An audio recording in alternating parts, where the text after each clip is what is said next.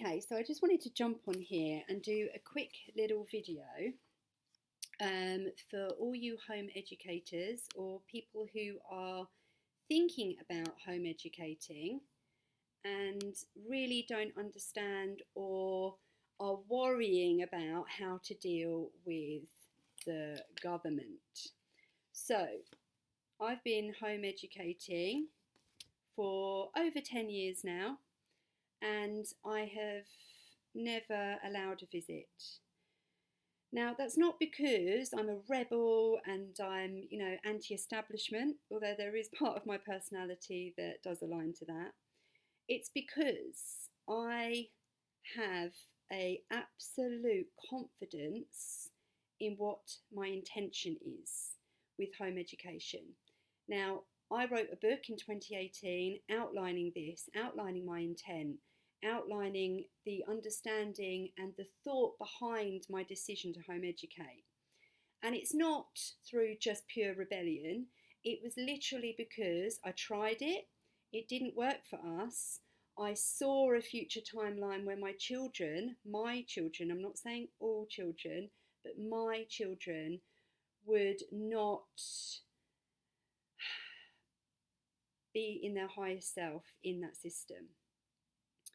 And so I made a decision, and that was formulated through conscious awareness, through a ton of research, really looking into the law in Great Britain at the time, and researching people who had gone through this process and who were they on the other side. I read multiple books, and they're all cited at the end of my book. And on all of that, I made the decision to choose otherwise. Now, I just want to go through a little bit of the law as it stands today. So, the law as it stands today, and I'm going to read it out. It's the Education Act 1996, and this is it. Duty of parents to secure education of children of compulsory school age. The parent of every child of compulsory school age shall cause him to receive efficient full-time education suitable A, to his age, ability and aptitude, and B, to any special educational needs. And in brackets, in the case of a child who is in the area of a local authority in England, or additional learning needs, in brackets, in the case of a child who is in the area of local authority in Wales. He may have either by regular attendance at school, and then this is the crucial bit, or otherwise. Stop. That's the law, okay? So every time you have a wobble and you think, oh, am I in the law? Am I doing what I'm supposed to be doing? Please have this saved on your computer, the actual law, and remember that crucial word, otherwise. Now, what does otherwise mean? Otherwise is anything other than regular attendance at school. And this really, when I first read it, I remember when I first read this, because I was in a very confused place. We had been struggling with Rufus in school, and he was getting more and more sad and angry and emotional, and so were we. So we were in a very, crazy headspace back then.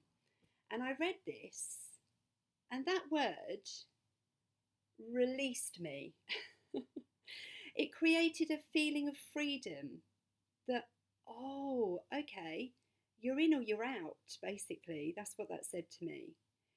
And I decided to come out and create a life consciously for me, for myself, and for my children that was crafted in autonomy. And I look back and it is suitable to his age, yes. It is suitable to his ability, yes. And aptitude, yes. And any special needs. I mean, my children don't have a SEN part of their life because they've not been in school. So we live outside of that program outside of that box. We are unschoolers. We live our life through learning every day.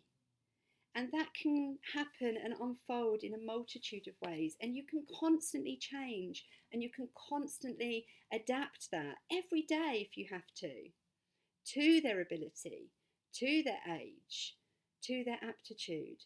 And it's a perfect way to live. But it's not for everyone, and I'm not saying it is.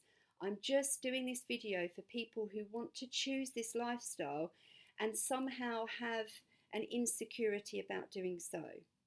Now, let's just think and open up that just very briefly. Where does that insecurity come from? Ask your heart. My hand automatically goes to my heart because you have to get out of this in order to drop into your heart space and think big. Because this is not just about teaching, schooling. Those words don't do it for me.